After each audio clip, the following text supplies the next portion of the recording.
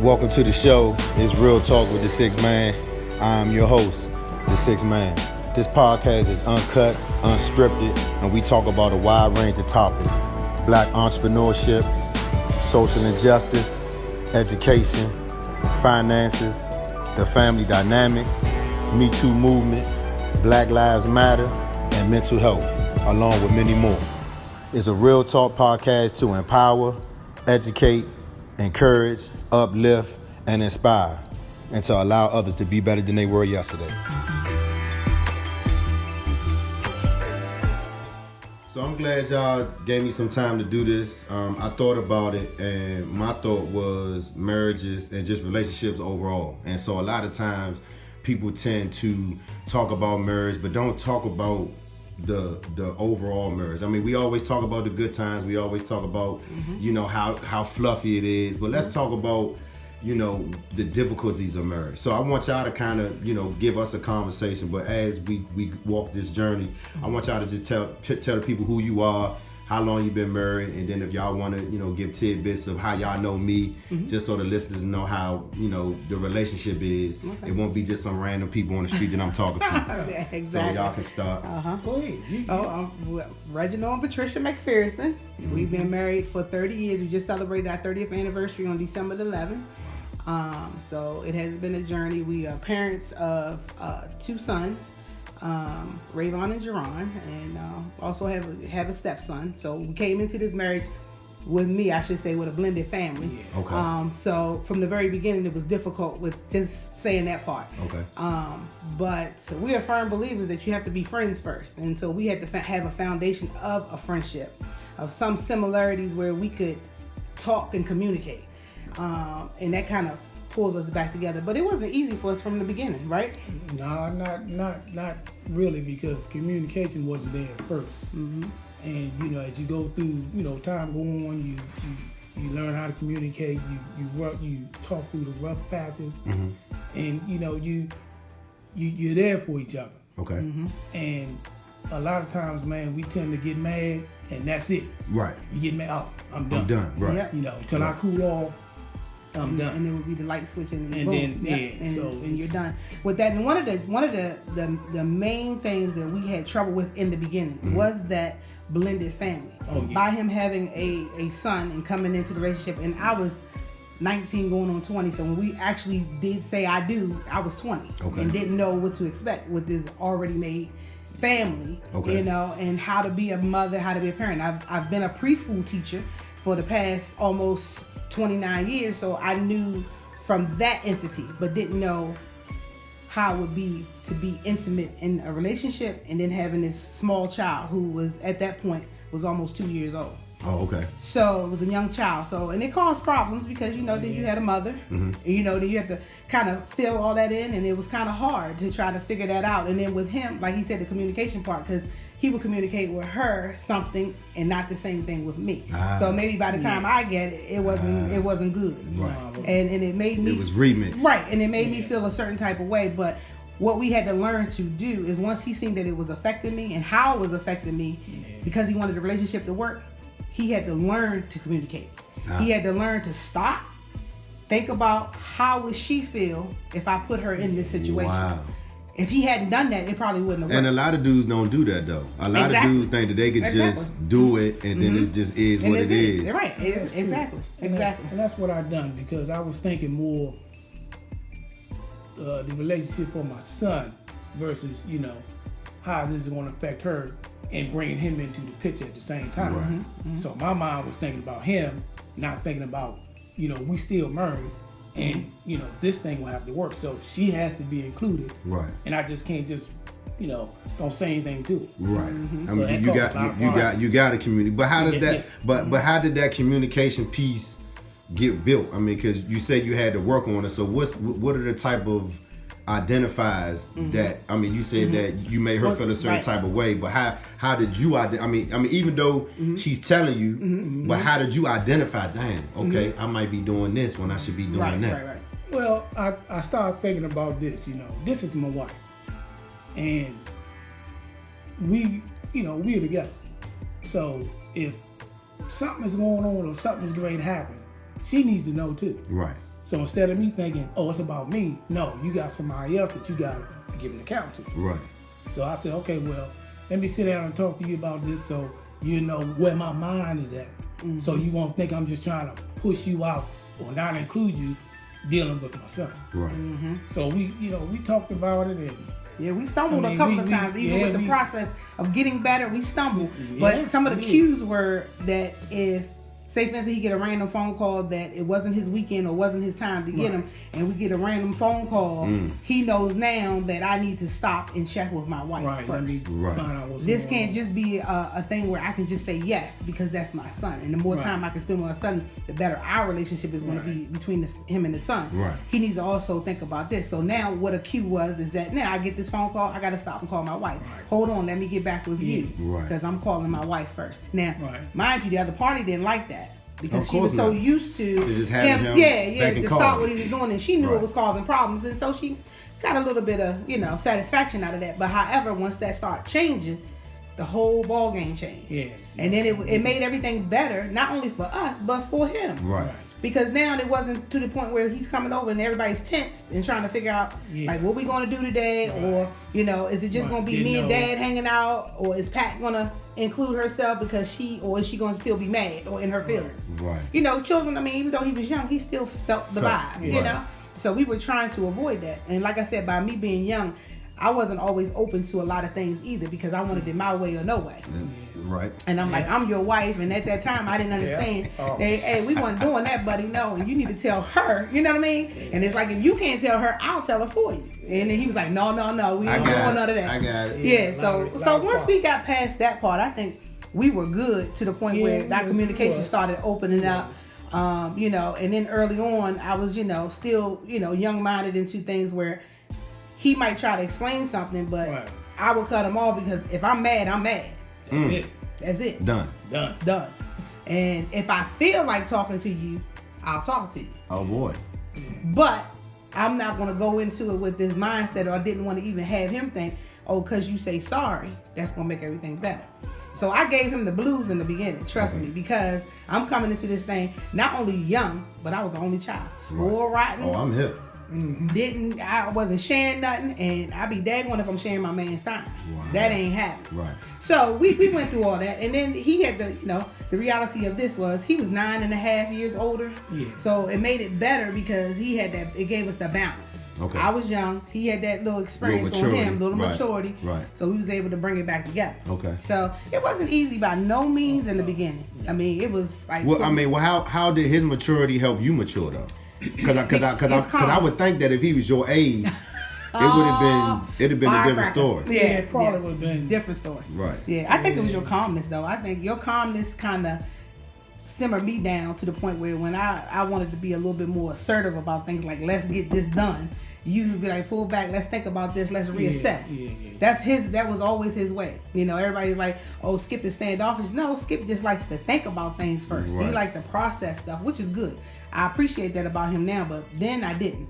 I'm like, come on, I'm arguing with you. I'm trying to have a fight here, and you're sitting here not saying nothing. That's even making me madder. Come on, we need to do this together. I wasn't looking at it like that. Yeah. I was looking at it like, I look down the road. Yeah. I don't see, I see what's in front of me. But let me see, how's this thing going to look 2-3 years down the road? Right. Mm-hmm. With my son, then with my wife, and then, we trying to get this thing together. So I'm like, wait a minute. Let me think about this thing before I start just saying all kinds of stuff, man, and thinking all kinds of things. So, we talked about that, and I said, look, let's just take this thing slow, let's see where it goes from day to day, and then, we'll go from there.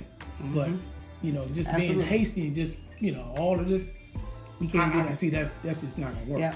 So that definitely helped. So we started off with the friendship, like I said, and then the next thing we encountered was our faith. Yeah. That had to big part. That had to come full circle for us. With that being said, is that I was raised in church. Went to church every Sunday, always doing something in church. Granny had me in choirs. I was always doing something. Even if you go out to the club the night before, you were told, you go to the club, I don't care what time you come in, be ready to go to church the next day. So you already had that mindset. Him, on the other hand, he wasn't exposed to it the way I was. Okay. So it was like I was going and I was asserting myself, but he wasn't. And then I kept saying, you know what? Only thing I can do, and I had this conversation with my grandmother, only thing you can do is pray for him. pray that God would change his heart and bring him on into the church. And slowly but surely, I seen it change. It was like, at first, it was like... It was a battle. It was a battle. To go? To go. Oh, I'm not going. Really? I told him. Because he wasn't used to it. I ain't going. And he not going, and then whatever he had going on with himself, he had to figure all that out. And I knew he wanted to go, but it was a thing where I think sometimes people have the impression of what church is about, and they don't really want to get into it because of what they heard or what they seen, and they haven't, because he has never been a part of one. So once he started coming, oh boy, it was different. Oh boy, that changed the whole thing. Yep, the whole dynamic. It was different, man, and it was a different atmosphere. You know, you had a different feeling when you walk through them church doors, and you see people, you know, singing and praising and stuff like that. Then you also had to listen to what the preacher's saying. You know, is he saying something that relates to you? Is he saying something that will, you know, help you change, help you mature, benefit you, benefit me? Right. Couple of times. And tell me, babe, remember the first time? I remember to see tears gonna come to my eyes because the first time, never forget it. New Year's Eve. Yeah. We lived in Laurel.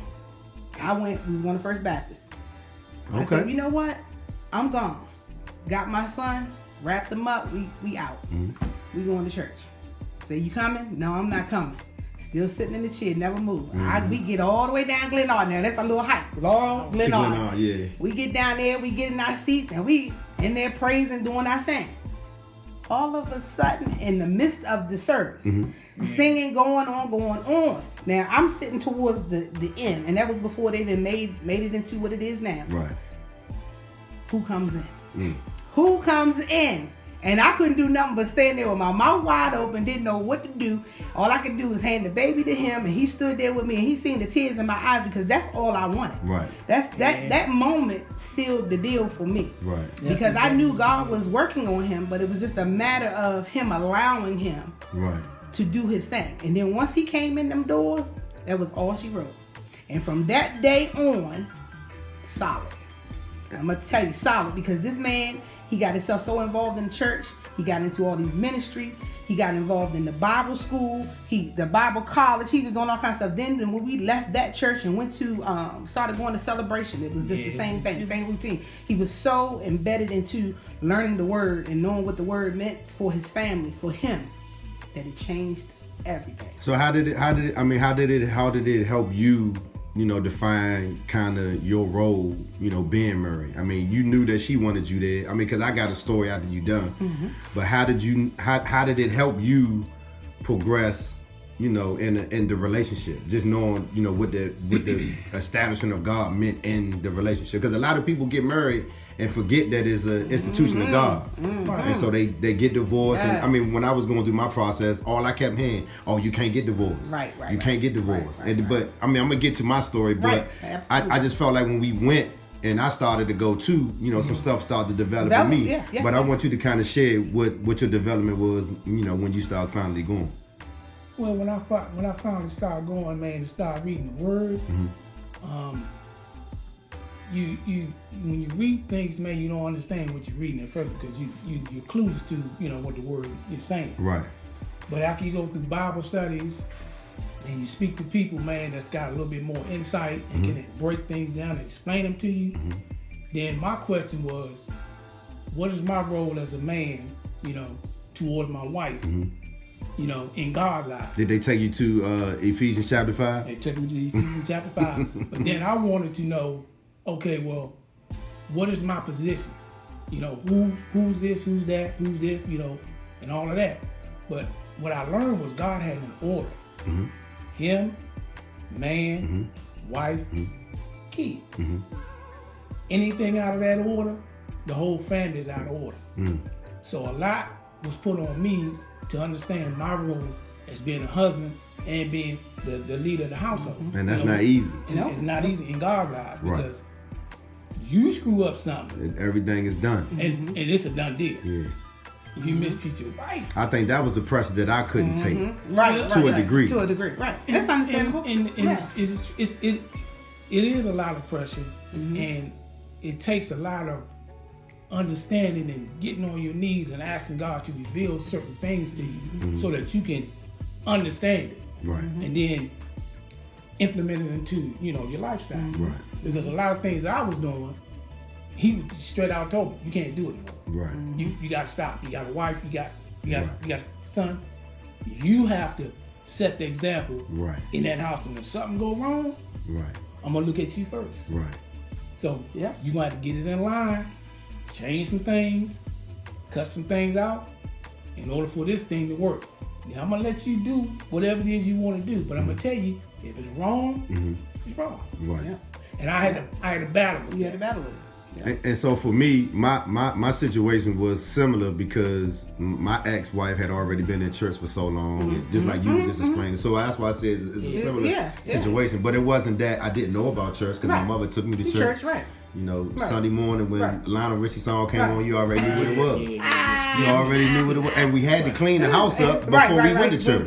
So the house got to be clean before we go, and then we go. That's it. So it's like when we finally started going to First Baptist, and her being more involved, she got involved, off the break. Right. And so now it's, well, why you don't try this and why you don't do this and why? I'm like, I think for the most part, I'm here. Right. We joined. Should that count for something? Right. Yeah. We did the right hand of fellowship. Yeah. I'm coming every Sunday. I think that should be the benefit of the doubt. Right. But in the short term, it wasn't enough because it was just like, well, no, you need to do this because I'm in this class and I'm doing this and that. Right. I'm like, but what if I'm not fully comfortable yet? Right. And I remember talking to a lady at the church, and she was basically like, I can tell by your face that this is a big church for you. It's overwhelming. I was like, yeah, this joint here is something serious, right? Exactly. But I remember something she told me. She was like, as you come, and she said, as you begin to mature spiritually, she was like, everything in this church is gonna get smaller and smaller and smaller. The people gonna get smaller. You gonna recognize people. They're gonna recognize you. Yeah. And it still took me some time, but like you were just saying,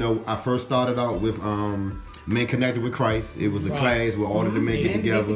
And it got to the point where for me, I would listen to these men and I'd be like, what? Like, because I'm thinking my situation bad. Right. And this dude's, I'm like, dang, and you dealing with that?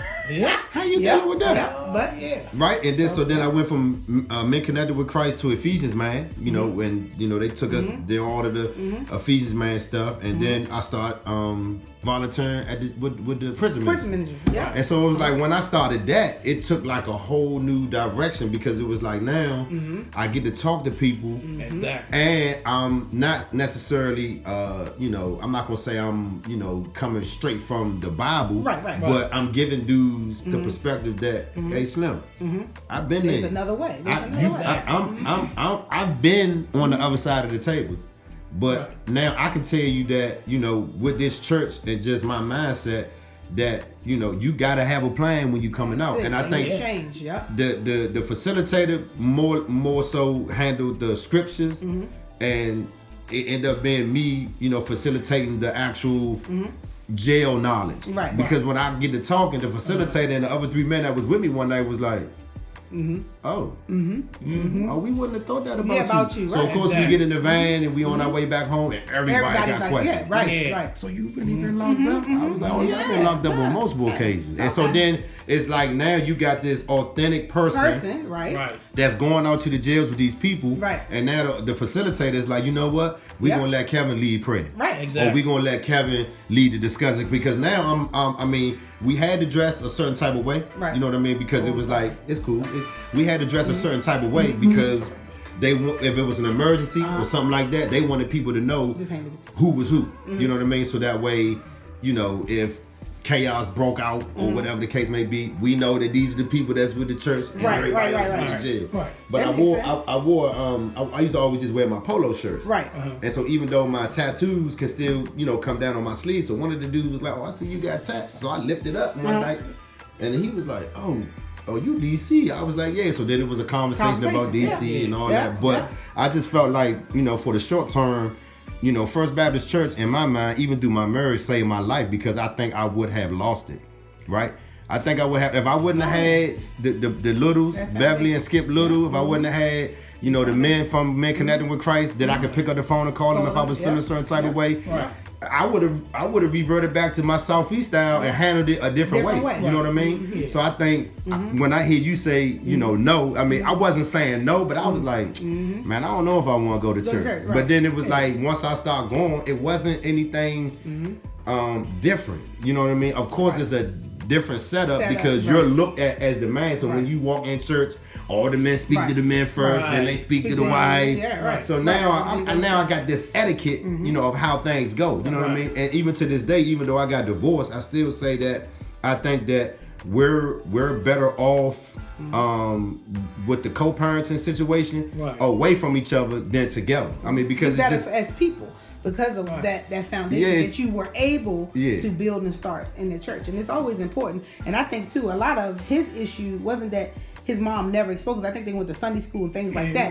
What it was a turn-off. Like my grandmother's church, for instance, Community Baptist, loved the church, you know, was raised in that church. But we were baptizing our son, our first son. And what ended up happening is he had a chain on, a gold chain, and the pastor wanted to know, well, do you work? You know how they talk to you before you do the baptism. They want to get to know you as parents or whatever. Because he wasn't a member of the church, he wanted to get to know. So when those questions were presented to him, he was turned off. Right. He was like, "Wait a minute, whoa." What I'm trying to do. And I'm standing here trying to do the right thing with my wife and my son. And this is what you asked me. So he got turned off, and so that was just after that point. It was like, nah. I don't want to do this because this is an indication of what the church is about. Yeah, I don't want to be a part of this. This is not for me. Right. So that's where a lot of that came from, because I think it was always in him that he was curious, and then I think he, you know, probably 9 times out of 10, I don't know, I can't speak on it, but you always, I think, had that personal relationship with God. You were talking to him, praying, doing your thing, to the point where it was like, okay, I'm fine with just that. I don't need all that other stuff. Right. And I think because like I said, once he got involved, it was like he just took off. Yeah. And I felt like, okay, he done left me behind. And I'm trying to catch up. And I'm trying to bring him into this thing. And then I kind of felt awkward. Like, did I guess, you know, am I going to be able to keep up with him? But then I had to understand, too, his place. Right. His place as the man. He took that very seriously. Right. And so it wasn't that he was leaving me behind. Right. It was that he was trying to get as much knowledge as he could. Right. So that we could move forward together and make less mistakes than we were making in the beginning. Right. So once I figured that part out, we were good. Okay, Because it definitely was off balance to me. But now they gave it that smooth that we could move forward together. Yeah, exactly. So I'm gonna get into some things because I talk to a lot of different people, and so I've heard situations where people get married. And I'm gonna give y'all a few scenarios, and you just give me your thing. So, you know, some people feel like when they get in trouble with their marriage, they tend to step out, right? And so I talked to maybe 4 or 5 couples in the last 2 years, and I've heard a few different situations where you got a lady who's not all the way happy with her husband, and she ended up stepping out, but she didn't step out with a man. And then when she stepped out, she got into this relationship with this other lady, and now wants to come home and wants the husband to get involved with the lady too. Bring her up. The husband to accept it. And so now and make her a part of what they have. Their situation. And so now she's there. They don't have any kids. She's there. Husband is involved. They got their little threesome thing going. And so now the wife is catching more feelings for the new lady, and the husband is catching more feelings for the new lady. So now they live in a house where this young lady lives in a room with them, and they actually are waking up in the middle of the night sharing this room. Yeah, that's not cool. You know? And so for me, I felt like, you know, in times... That's much. You know what I mean? And I got one more too, but I mean, in times of that, like, how do people think when they're married and they took these vows and they know that it's under the institution of God, how do you think that your marriage is going to last that way, in that way? Because that, to me, that doesn't seem like... Well, it's not. I mean, it's not for this reason. God has an order. When that house is out of order, whoever it is, the whole family's out of order. First of all, the man was out of order because he allowed his wife to bring someone else in the house. Right there, done. That's done. It's done. Right. Sooner or later, you know, year, 2-3 years. But that was his flesh though, because you know Exactly. men don't get that opportunity. So in his mind, he like, oh, only live once. Oh yeah. I'm gonna go ahead and handle this. Yeah. Yeah, but remember, when you took those vows and you took that oath in front of God, you need to know what the word says to you. Right. Don't bring anybody else in there. Don't defile that baby. Right. He done that. Right. And I always tell my wife, I said, look, it's 2 laws. It's man's laws, it's spiritual laws. Man laws, you know what they are. Right. When you break that spiritual law, Yeah, you dealing with something. you dealing with God now. This ain't got to do with man, That's what right. man say or what he think. When you break that spiritual law, you bring the curse on yourself. Right. And what happens, it's like the scripture say, you reap what you sow. Right. If you start doing things like that, this is what's going to happen. Right. Exactly. The end result is you bring the curse on yourself. Right. And once you do that, you not only affect you affect everybody around. Yeah, Right. whether they know it or not, and it Everybody. will. Right. And I just think it's the time that we're living in where so many things are accepted. I was gonna say that. Yeah, and it's just, I mean, it's mind blowing. Sometimes you're sitting around, and because I deal with little children every day, I see the dynamics and see these children have to grow up in whether it's broken families, whether it's same-sex families, whatever. What we're not doing is we're not communicating with these children. We're not allowing them to be a part of it. And we're not, first and foremost, we're not thinking of them first. Right.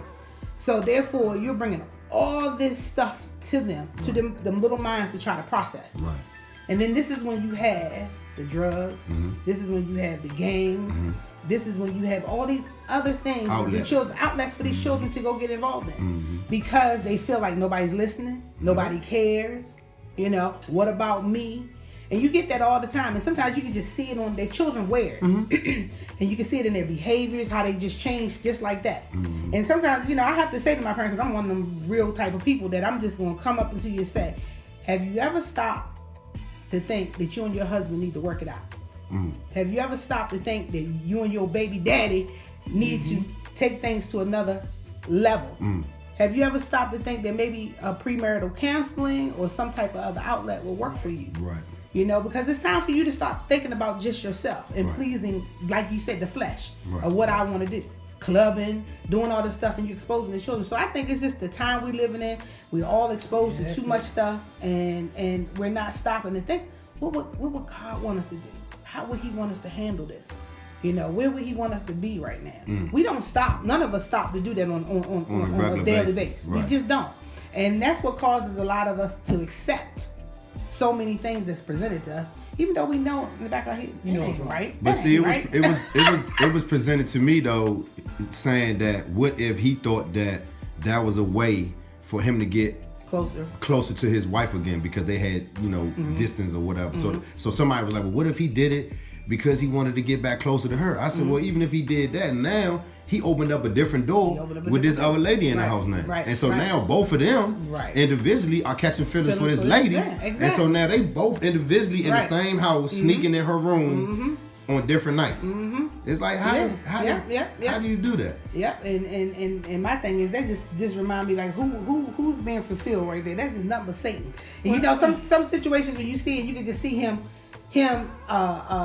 you know, expressing or, you know, using people to get to others or to break families apart, and you see the dynamic, and when you look at it, you're like, I know these people know this is wrong. Right. How can you not see that? Right. And then they'll truly be caught up in it, like, I don't see what the problem is. Right. And it's like, it's crazy, because unless you are in the word, and that's when it goes back to that foundation. Because those people, although he might be thinking that's the right thing to do, but if he had got his feet wet a little bit to the point where he went to seek some help through the church and to find that personal relationship with God, it wouldn't have been accepted. I mean, I know for me, Yeah. I mean, I'm gonna honestly say, it was a minister, his name is Mr Skillman. If he see this, he gonna be like, that's my man. And so I remember one time that I went, and my ex-wife and I were, you know, going through our intense fellowships. And he was so in my face with it though, right? And I mean, I think that he was used to doing it that way. Right. But our relationship grew because he came to me after our first little encounter. He came to me and was like, you know what? you taught me something. You taught me that every man ain't built the same way, one, and everybody don't learn the same way. Because his learning was the Bible right here, read this chapter. He was in my face, and I just like kind of got up. Turn off. And I looked at him. I said, Mr. Skip, I'm about to punch you in your face. Because you here, and I can't, I don't learn like that. I mean, it just, that just ain't me. And then my ex, see what I mean? And there's a whole, I mean, they literally called the police. The police was at the door. And he was telling them, I got it, I'm cool, because I mean, I'm upset, but I got tears coming out my eyes. Because he like, oh yeah, I'm breaking something down, and it's more to him than what I know. So eventually our relationship grew as well, you know what I mean? But it got to a point where he had to take a step back, because it was times that he would leave men connected with Christ, and he would have to leave with the sheriffs that were members of the church, because dudes would be like, man, Skip, man. Yeah, okay. And so I think with that situation, and then with my situation, however it was supposed to be meant, he came to me and was like, man, you told me that I had to reel it in a little bit. I was doing way too much, right? And so I think just with him telling me that, it was a way of me finding out that you can't be vulnerable as a man. Like we had a conversation on another show about vulnerability, and the women were saying how men don't want to be vulnerable, right? But then we brought up the point that, you know, well, what if I was vulnerable at one point and she threw it in my face, called me a bitch, called me I ain't a man and all that. Now you don't want to be vulnerable no more. Right. But then you got to learn how to be vulnerable in the next situation. But it don't happen overnight. No, because you gotta grow into that, right? And so I wanted to talk about, you know, the part where I was saying where, you know, you may have your intense fellowships and one person is downstairs, the other person is upstairs, and what happens is you get complacent in that, and you still operate, you still going to work, you still cooking.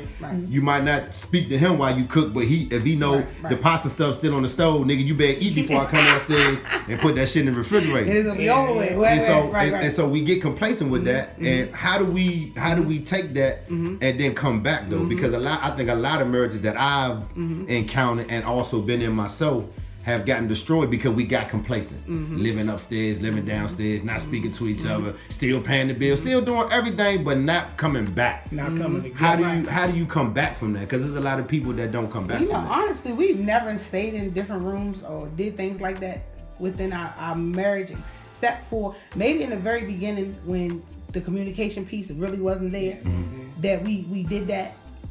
But I totally can relate to the cooking part. You better eat what I got on the stove. Because if I'm mad at you, I told you how I roll. If I'm mad at you, you don't eat, you don't do what you're going to be short, or you're going to be getting something outside. Because I'm not doing that. But as far as staying in another room, we kind of early on, after we figured things out, knew that not to do that we always had to stay in the same bed. And I was one, like, he would stay up late to watch sports.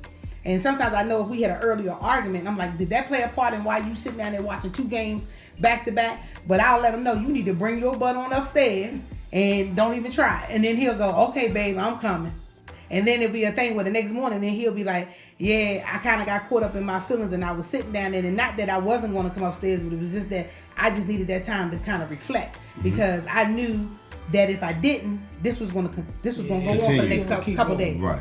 So he was trying to find his way, which my way and his way is totally different when it comes to trying. Is that a bad thing? Is it a bad thing where your way of handling or processing things is different than him versus? No. Because a lot of people feel like, you know, well, if we talked about this, that should be done and over with. Well, you might be done and over with it, but I might need to take it a couple more days to process it and then be like, oh, okay, I think I see what you were saying, but I still felt like this, but at least you can still talk about it. But some people get to the point where, you know, I heard somebody say one time, well, when we done talking, we done. Right. No. And this was a man that said this. And I asked him, I said, so if your wife, if it takes her a day or two to process, and she wants to not revisit it, but just say, hey, I heard what you said, I kind of processed it, this is what I heard, but I still felt like you could have did this or whatever. He like, no, I'm done, I don't want to hear that. Right. And I'm like, for me, that's kind of how I am. I have to, like, that's selfish. In that moment, I have to process it,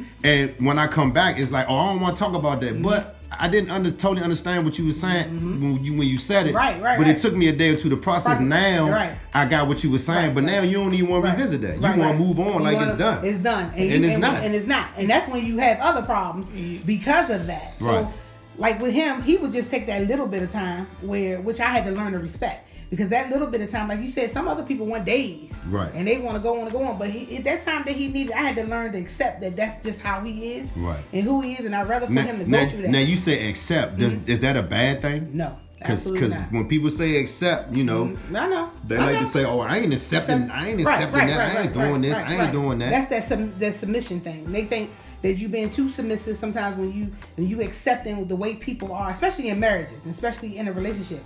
They'll be like, okay, was that submissive piece that I'm missing? I hear this a lot from especially the younger generation. And I'm saying, no, I don't feel like, I think it's a respect thing. More than how you looking at it as submission, it's respect. Right. Because we all are different. Right. We all process information different. Right. Where I'm up in arms and heated and throwing all this information out to him at one time. Right. He can't process. He's like, wait a minute, girl. Give me a second. Yeah. Let me filter all this, and then I can come back to you and give you the best answer I could possibly give you because you gave me time to figure it out. Right. So I think that when you learn to respect the other person, which I know these are all the components we battle with in the beginning. Mm-hmm. Because if you don't have any of those things, it's not gonna work.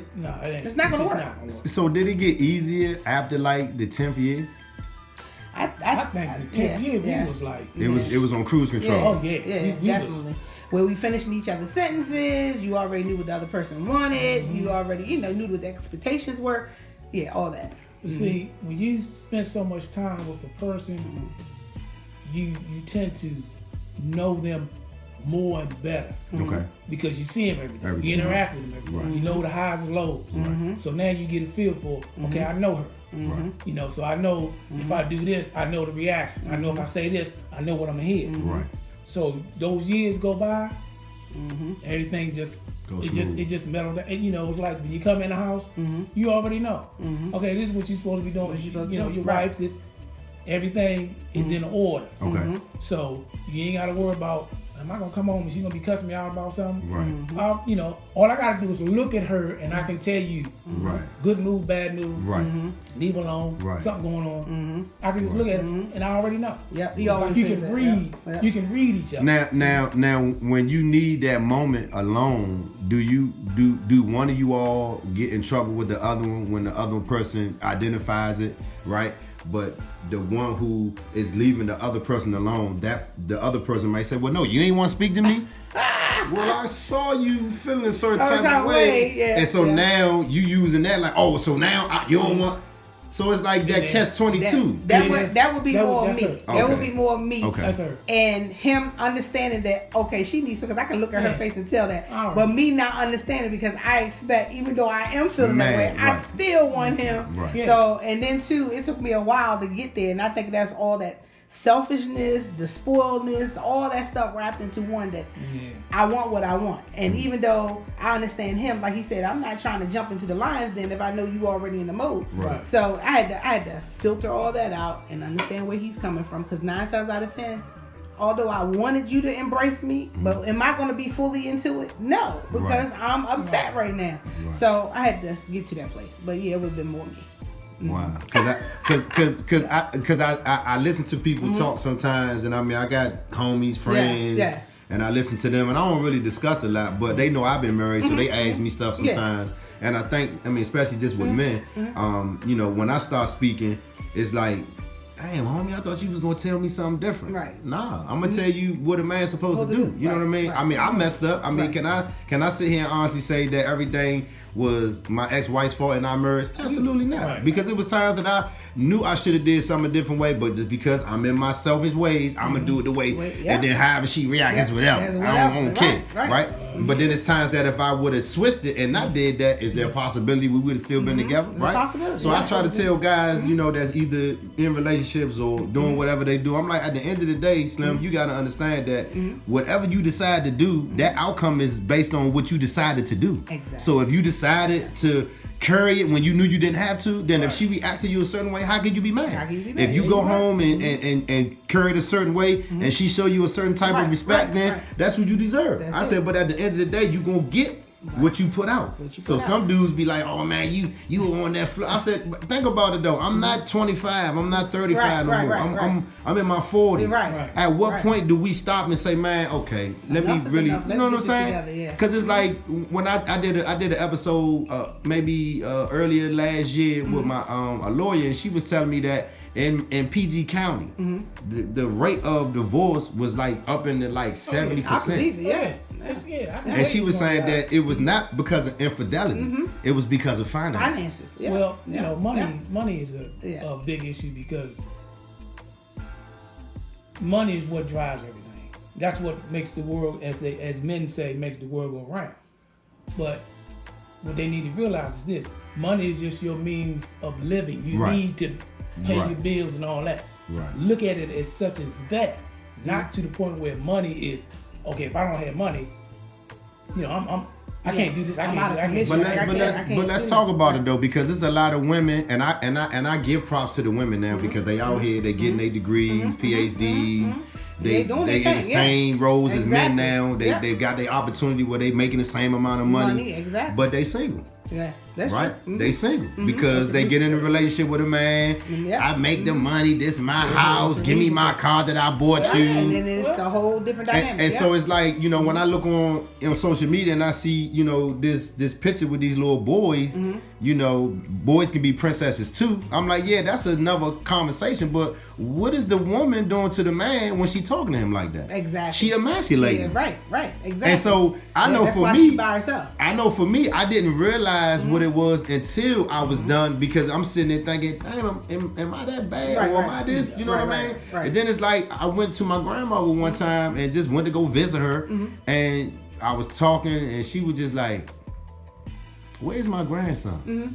And I just started crying. I was like, Grandma, what you mean? She was like, listen, I don't care what you going through over there, but don't let her take away my grandson. And at that moment, I had to like, hold on. I had to go sit in my car and find out what's really going on, right? And so in some of the things where we allow people to disrespect us so much, it becomes routine. And you accept it. And not that I accept it, I didn't even realize how complacent I was with it.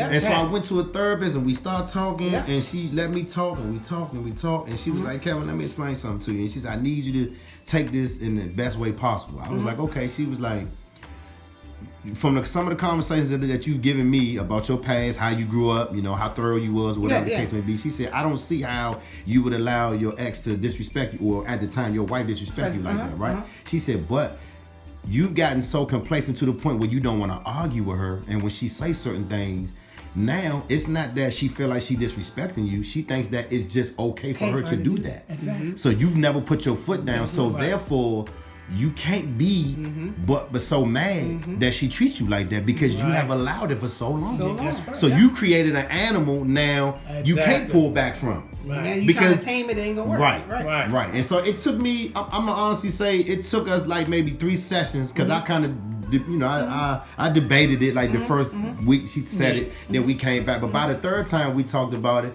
I was like, dang. I did do that, because it would be times when we get ready to have an argument, I'd just be like, all right. And those words are coming out. And I'm just like, all right. But then you figure a week go by, a month go by, 3 months go by. Now this is normal behavior now. It ain't that she feel like she disrespecting you. It's just normal for her now. Right. And so it couldn't be normal. And so now when I feel like I'm being disrespected, now I look different. Because now I got my manly voice, I got my manly tone. It's like, oh, now you all of a sudden you different. No. I messed up. Right. And so I feel like a lot of people don't identify that they do that they get so complacent and let people treat them a certain way just because they don't want to argue, or just because they don't want to do this, that they just let it go. Right. So I mean, it's so many. I feel like marriage overall and relationships the dynamic is so different, because I talk to people all the time, and we talk about how, you know, should you post your significant other on Facebook? I mean, y'all should have heard some of the stuff that I heard when I post. I mean, it was like one girl was like, if my husband don't post me, then something shady going on. I was like, how you know your husband just not the type of person where he want everybody in his business? Right, exactly. Or you know right. You know what I mean? Like I said, well, would it be okay if he just posted like birthday or anniversary. No, he need to post me all the time. Or I think something going on. And I mean, that is the mindset of social media, though. That's not necessarily the mindset of a girlfriend or her talking to anybody. That's just her wanting, recognition all the time. All the time. Yeah. You know what I mean? That social media. Yep. I mean, we respect each other with that because he doesn't like to do it at all. He has done it a couple of times, and then I'll get all giddy and feeling like, it's brand new because I see he just posted something. But however, I do it all the time. Right. I do it all the time because I'm one of them people, and it doesn't have nothing to do with other people. It's just the way I feel inside. Because I'm going to tell you something about me. I want everybody, I tell the girls at work all the time, I want everybody to feel this love that I feel from this man, how this man make me feel. I want every woman, because I started off as that broken little girl. Right. And I had to grow up into this woman that I am now. I want everybody to be excited about their significant other. Right. So when I do it, it's from that perspective. Okay. I hear some people say, everything you see on Facebook ain't always true because they'll put one thing up there and then at home is something different. Right. No, we're so authentic. What you see is what you get. It's just that I put it out there for the reason I want somebody to see that it can be possible for you. Those people who knew me back then and knew the stuff that I done been through or knew the stuff that situation I even put myself in, that it's possible. Right. That's all that is. And so I have to respect him. So it's kind of like a thing where we at one point it was like, okay, do you want a Facebook account? And he was like, I really don't, but I'll get one just because he likes to keep up with some of the funny videos and stuff like that, which is cool. Right. Which is cool. So it was a respect. You watch but don't post. Right. There you go. Yeah. He just don't, and that's cool with me. I don't make a big deal about it at all. And then sometimes I'll say, I'm about to post this, whatever, because I still think it's a respect thing. I'm showing them what I'm doing. You know what I mean? Because it might be a thing where it might be an intimate moment for us that he don't want to reveal. Right. But usually when I ask him, he like, oh, go ahead, baby, because I know you excited. Go ahead. Right. That's what you want to do. That's because it's my wife. Yeah. Go ahead. Yeah, exactly. To hurt you, right. To hurt me. Right. Exactly. Right. So but that's something that that respect piece. Right. You know what I mean? Yeah, so you have to do that. So like I said, friendship, faith, and then that's when I said, then you work on your family, bringing everybody together. That's how this whole thing, house of, and it wasn't a house of cards. I would say in the beginning we thought it was, but then you know what, God sustained this thing. And then after that is God's favor. He puts favor on us. And and he said, what, these two people I done brought together. Right. This is me. I brought these two people together. So no matter who out there is trying to rip that or tear that apart, ain't gonna work. Because Lord knows we done had it. They done tried. Whether it be with in-laws, whether it be just with other people in general. I was going to talk about that. In general. I was going to talk about how people tend to, not necessarily talk to family members or friends, but they tend to talk to the wrong-minded type people. Like, you think that this person is your friend or we cool, and they are cool. Right. Like, that's your homie. That's your homie. But they just got the wrong mindset. And so when you talking to them, their perspective, they giving it back to you, and you like, what the fuck? What is going on? And so you shouldn't be thinking that way, but they giving it to you because that's your friend. So you like, what the fuck this nigga doing? Or what the fuck she doing? And that's exactly true. And so when do we get to a point where we do not talk to people, or we find maybe that one person, whether it be in the church, in the family, that one individual that we talk to versus we just out and about and drinking, and we at the bar and we talking to somebody, you know what I mean? Because it happens. I mean, I've been to a bar and this lady told me her whole life story. That's what happens, right? And so, but luckily for her, I was in a different mindset, and I was like, at some point, you gotta understand that, you gotta understand what you did wrong. Right, exactly. Right. And soon as I said that, her whole face dropped. Yeah. She was like, "What you mean?" I said, "See, you thought." We was about to sit here, get drunk, and I was just gonna kick the bobo with you. I was like, I can't do that. I said, because I was a man in a relationship, in a marriage, and I fucked up, and I had to realize where I fucked up and where it messed the relationship up. I said, so you sitting here telling me everything that he not doing. Talk to me about what you not doing. I don't want to do this. I don't want to do this. It's always like that. You know what I mean? So the elephant is always in the room, but don't nobody want to identify the elephant. At all. You know what I mean? That's true. So I mean, 30 years. I mean, I know that ain't easy. The battle was a battle. Right. Put it that way. Yeah, especially when you're dealing with other people right. and bringing other people, which we never brought other people into the relationship, but we both had friends and different things coming into the relationship. And I know I had one good girlfriend that was my cousin. We hung out, we partied, and like I said, I was young. Mm-hmm. So even when I got married, I still didn't cut that life off. I still was doing partying. What? You better not cut me off from that. What? I was still getting it. Right. Friday, leave work, go get your hair done. Right. I was ready, right? Get the outfit. So this is a funny story. So this is what it's leading to. Yeah, tell us. So one night we out, we getting down, we tipsy coming back to the house. We pull up. And I told my cousin, I know we had a lot to drink, but do my car look lopsided? Because it was just parked in front of the building. I said, do it look lopsided? So we both looking at it, trying to figure out, is it lopsided, is the tire flat, what's going on? So we actually had to get out and go look at it. We get out and get close up to the car and realize all my stuff is in the car.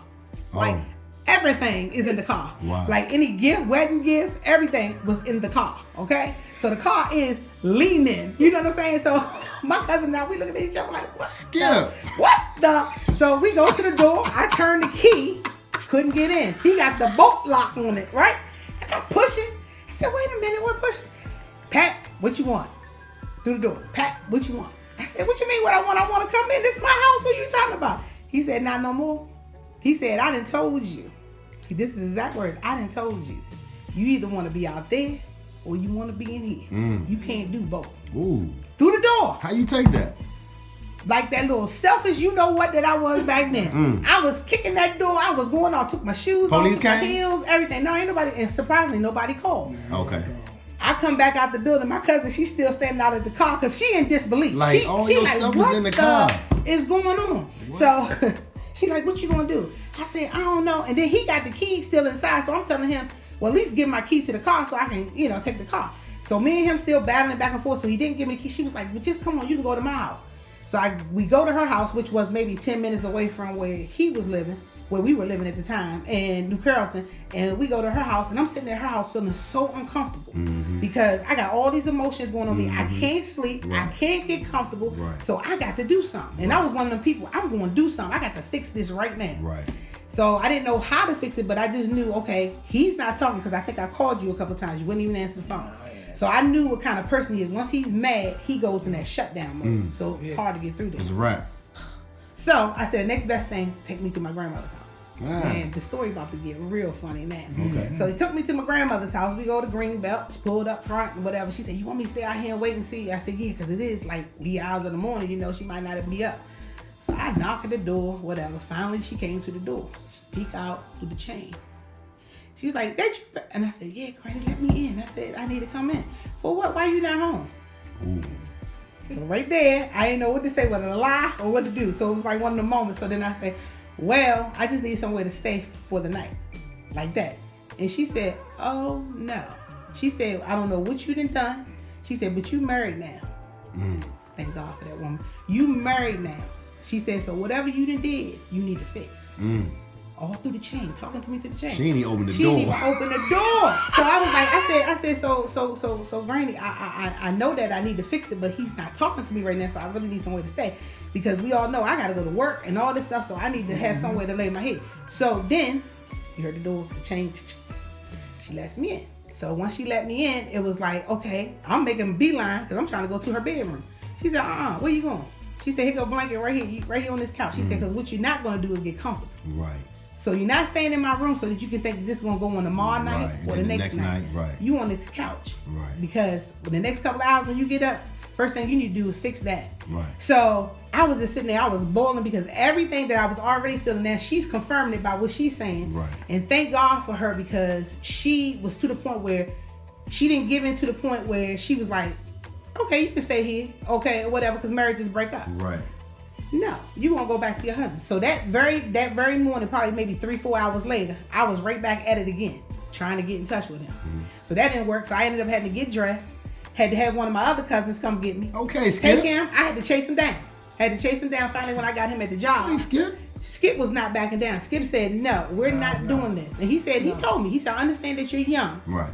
And this is a lot for you. Right. He said, but we had this conversation before we said I do. do.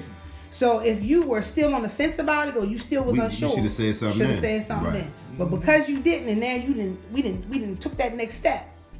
You got to want to be in this. It can't just be me by myself. So if it hadn't been for him making that stand, it probably would have never made it past the 6 months. Wow. You understand what I'm saying? Because that was within the 6 month time frame. Okay. Oh, that was in the beginning. Oh yeah, you was still Because the gift was still. I'm telling you, some of them gifts was not even open. Right. I remember the microwave, some of the china, everything was in the back of that car. Yeah. Wow. So mind you, while all this was going on, I even went to his job and we finally had the conversation. By the time we left his job and went back home, that car was still sitting there with all that stuff in it. Nobody touched it. Nobody touched it, and it was just a testament to me that this man was not willing to accept anything but what he expected from me. Wow. So then we together unloaded that car. Wow. Took everything back in. Wow. Because at that point I had to make a decision. So I had to talk with my cousin, which she was my BFF back then, about us going out or whatever. But the cool thing about her was she loved Skip and she loved us together. Right. So she knew what that meant. Right. So she's like, if I need to back away, I'll back away. Because that's how much I love y'all. Right. So she did that. So it wasn't a thing where I struggled with it. Okay. Because she made it easy. That's what's up. And I'm gonna tell you, shout out to you, Tanya Smith, because that was my girl, that was my homie. You know what I mean? And that was it. We did everything together. But it was just like, she was like, no, I want y'all to work. I want y'all to last. So it worked out. And like I said, we unloaded that car. So now that story is a funny story to us. Yeah, and we share it with other people because it's funny. Yeah. But also to let people know. It's a message in it. Yeah. And thank God he stood for what he believed when it came down to the marriage, because he had told me in the beginning, he's married for keeps. He's not married to get a divorce and all that. He's seen that too much in his life. But people say that, but they let it. But then they do it though. He was on another level. I'm just trying to tell you. you. And then some women. I mean, I'm gonna just say it. I mean, they ain't gonna like this, but some women feel like they can't handle a man like that. Because you say you want a man to be a man, to lead, to do that, but when he do, you look at it like at disrespect. Like, why you trying to disrespect me? Or trying to control me? Right. I'm just being the man. Right. But then when you want to be able to tell me what to do, and then I start doing what you say, now I'm not a man. Now you're not a man. So what do you want? Because I think in that initial coming home, seeing the car, I felt that way. I felt like the battle is on. Like you didn't draw the line in the sand. And I'd have been crying laughing. I'm just letting you know. I'd have been crying. Man, I'd have looked at the window, Skip, for real. That's how you going, cuz? No, but if you had seen us trying to figure out why that car was leaning, you should have seen us. We was sitting in the car like, I know we had a few drinks, but why is that car leaning? And we get out the look, and it's like all my stuff. That was when the realization hit. Right. Because I had always said that he knew I'm never going back home. Right. So you notice in the story, I didn't say I went to my mother's house. Right. I went to my grandmother's house. Right. Because in my mind, I said I'm never going back there. Right. Unless I have to, and unless things change. Right. And it was at a situation in time that, everybody goes through that stuff. But I had to live through some things that I just always made up my mind that I will never take part or be a part of that again. So when that happened, I was like, oh no, I got to fix this on my own without even having to revisit that. Right. So thank God that it all worked out. We ended up going, getting ourselves together and doing what we needed to do. Because I think once we unpacked the car, it told him too, okay, you willing to commit, you willing to do this with me. Because it was unspoken. We didn't say anything to each other. It was like after we had a conversation at his job to get to the point where we even went back to the house. We already said all that we had said. Okay. So by the time we got back there, it was no talking. It was complete silence. We just moving stuff back. So with him, it just told him, okay, she ready. So I remember after everything was all said and done, we got something to eat and we just sat on the couch and it was just like nothing had ever happened. And it was hard to realize, like, okay, is he still mad or whatever? No. I was trying to figure him out. But he was done with it. He was over. It was over. It was over. You understood. So it was just like, and we just never had that type of thing ever to happen again. Nope, and it ever happened again because he needed to make that stand. So if you guys had to eat individually, if you had to speak to men and if you had to speak to women, maybe a minute apiece, what would you tell the man and the woman how to make it, so to speak? Like how to, like if you get married and you say you're going to do it, like what would be, I would say, advice to the man and the woman of how to get through those rough times and just keep going? My first thing I would say to the men is you gotta keep God first. You keep God first, your wife is second, then he'll make everything else work for you. He'll take care of all the rest of the stuff. But if he's not first, you can forget it. It ain't gonna work. Because he has to teach you how to love him, then love your wife. Right. Because if you don't love him, you ain't gonna love your wife, you ain't gonna love nobody. Right. Because you don't know how. Right. And all these men think that they know it's a feeling. Now, it's not a feeling. It's what you do. And a lot of these men, they come out here, man, they see these women and, you know, they make them feel, okay, but then what happened when that feeling runs out? Yeah. What you got then? You got nothing. You don't have nothing, yeah. And I would say the same thing. You know, God has to be the head. And then that communication and that respect piece, it just has to be forefront. Because there's two different people coming from two different worlds trying to connect and try to live this one life. And it's hard because you have two different upbringings, you know, where you might have been exposed to this, I might have been exposed to that, you know, even when it comes down to like that finance piece, you know, where I remember where I used to think he was so tight with money. But now as we have grown, I respect the heck out of him the way he is with money versus the way I was with money. Because the way I was raised, we tend to see the bigger picture. Yeah. You want something, you go get it. Yeah, exactly. You know what I mean? And the thing is, you know, you want that designer label, you want that, and so what? It took your whole check. And you wasn't able to pay that bill. So what? We can catch up next month. Nah. You know what I'm saying? But early on, that was my mentality. Him, on the other hand, no. Always had that high credit score, always had, you know, and somebody would look at him and say he didn't have much, but he had what was important. Yeah, exactly. You understand? So when we came together, it was like trying to break that barrier and to break the ice. But now, looking back on it, it was necessary. It was necessary for the two of us to come together with my way of thinking and with his, because sometimes we benefit from the way I think about money and more so with the way he thinks. But sometimes when we have to sit down and really filter it out, oh yeah, Pat, your way is better in this situation. Right. So sometimes it does take care. You got to work it out. But that communication and respect piece is important in any relationship, whether it be with your spouse, friends, whoever. And that's a lot of what we don't do nowadays. People don't respect each other. Right. You know, they want to impose their will on other people. You can't do that. Right. Man, so I mean, all I'm gonna say is, man, I would say I appreciate the fact that I've had the opportunity to know y'all for a long time. I mean, I know you always tell me the old stories about when I was little. I mean, I still don't remember a lot of that stuff, but I do remember going to your mother's house and everybody like, let me hold him, let me hold him. That's it. And so, it. I was the babysitter. I kept that little rascal in line. So for me, it's like it's to see family kind of still be family, you know, it gives you a sense of like it can still happen. It's still possible. You know what I mean? Yeah. And I think this is what this was for. I wanted people to, you know, I mean, because I got a homie. He recently got a divorce.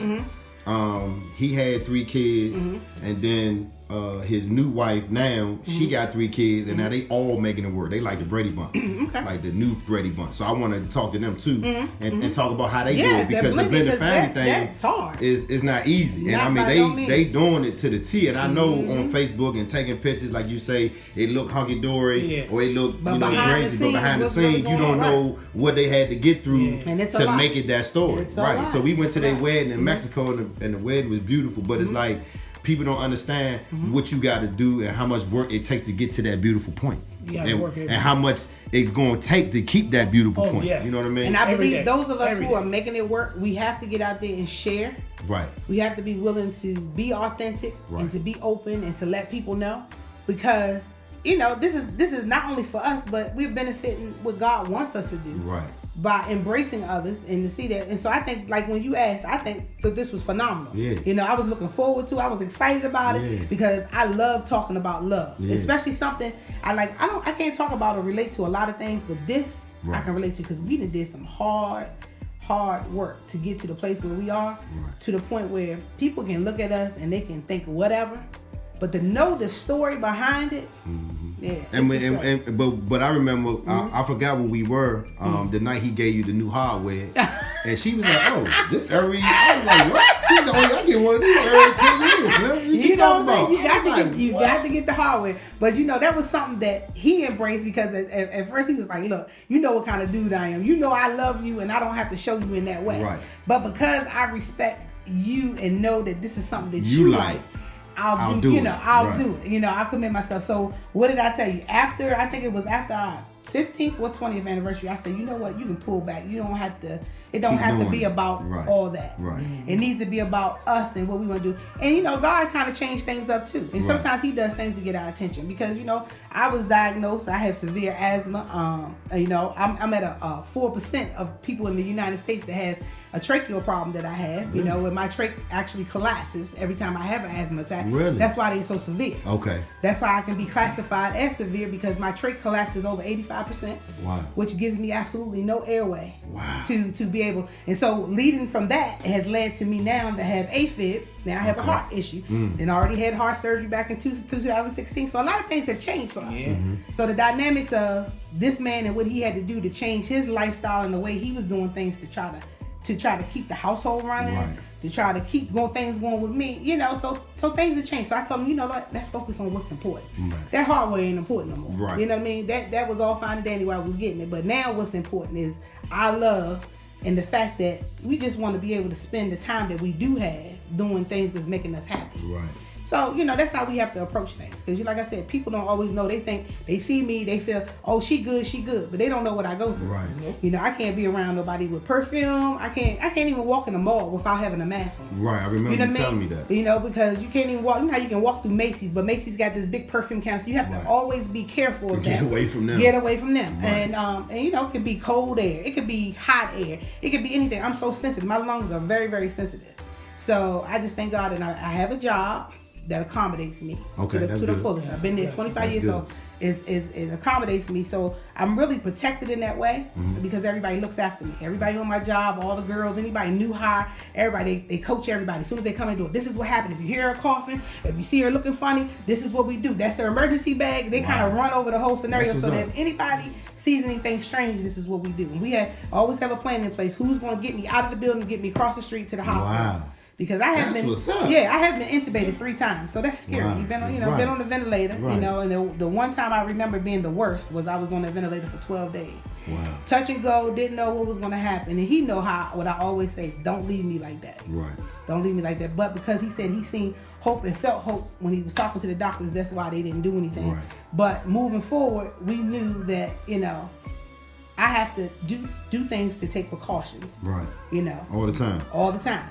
So that we don't get put in those situations. But you know, it's been times where we're just out and things happen. So I have to be careful. Then we have people that tend to kind of back away from us now. We feel just because this is going on with me. Yeah, they can't do what they want to do. They can't do what they want to do, whether it's smoking, whether it's whether it's burning stuff at their house, incense or whatever. Yeah, you know, some people feel like you're an invited guest to their house, so they don't want to have to then change anything up for you. Coming over. Now we do have those. Oh man, I'm gonna just go outside and do what I do and come back. And then come back. Yeah. But you know, we have people like that. But for the most part, our immediate family and stuff, they respect us. They do all that. They go out of their way to make sure that everything I'm good. Yeah. But then you have those people that we have dealt with that you see they just seem to have cut us off for some reason. And the only thing I can think of is that. Wow. And the thing is, like, you know, if you can't respect that this is a life, this is my life. It's a condition. People leave for their own reason. There what they you say go. is a reason in the season. There you go. And there you go. And that's how I look at it. I don't even get mad about it because, like I said, we spend 90% of our time together anyway. So we know what's up. So, you know, and those people that I do choose to hang around, they know what's up with me and they take precautions. Most people know how to handle things with me. No case of emergency will have to walk around with an emergency bag with me all the time. You know, and so it's just something that you live with. You know? Wow. And just like in cancer, just like, you know, anything. You have to learn how to live with it. Yeah. Right. Nowadays, man, people, if it's not happening to them, they don't care. Exactly. You And got it's cancer, sad. I ain't got it. Yeah. You got a problem with your lungs, I don't have none. Right. So why should I do this because you're around? Right. But hey, He used to break my That's spirit, and I was right. so depressed about it in the beginning. But then he was like, "Don't worry about that." He said, Yeah, it "You is know, what like it you is. said, it is what it is." And then you know what? Is the people in your life for a season. And you got somebody holding you down, so what? So you doing, don't worry about it. But you know, it's like you feel like you're missing out on something because you can't go with your friend or be around the family or do this and do that. But guess what? At the end of the day, I had just as much fun right here, and I ain't missing nothing. I ain't missing a thing. So I had to get to that realization. But like I said, God does things to bring things full circle for you, to make you stop and realize what's important. Well, I would say 30 years. That's a trial in itself. So I would congratulate y'all on 30 years. And the whole premise on this was just to kind of getting people to hear, you know, some of the ups and downs, and you know, also the positive, but you know, some of the lows, because we go through stuff. Everybody but I feel like a lot of it is we don't know how to come back from it. So I wanted y'all to kind of share y'all story to let real people hear real people talk about how they come back from different things. And so I mean, I wanted to appreciate y'all. I mean, when I called, like you say you was excited. I was like, Pat, ready to go. Come on, let's go. We can do this. So hopefully, you know, as I continue this journey, man, if I can come back and maybe hit you with another topic or something, you know, because I think that I want to try to get as much content. And I mean, people tend to tell me a lot that I like you because you don't stick with one particular situation. You try to talk about everything. So a lot of people be like, "Oh, I might hit you with something that you might not be in your wheelhouse, but you might just still listen anyway. But if I give you something in your wheelhouse, you dialed in. So I'm like, I try to give people as much as I can. So I appreciate y'all for doing this, man. I don't know how I'm repay y'all for doing this, but I mean, I really just keep doing what you're doing. That's the repayment enough. Just keep being successful at what you're doing, because I already told you I'm proud of you. I want you to be successful at this, because I think this is your calling. Thank you. Because you do it, and you do it so you comfortable. Right. This is your thing. Yeah. Tell the truth, man. Keep doing what you tell the truth. That's it. That's it. The truth is always gonna set you free. That's right. You know what I mean? And some people can't handle it, but you keep doing it. Right. Well, it's out there. I appreciate y'all either way, man, and just thank y'all for doing it, man. Absolutely.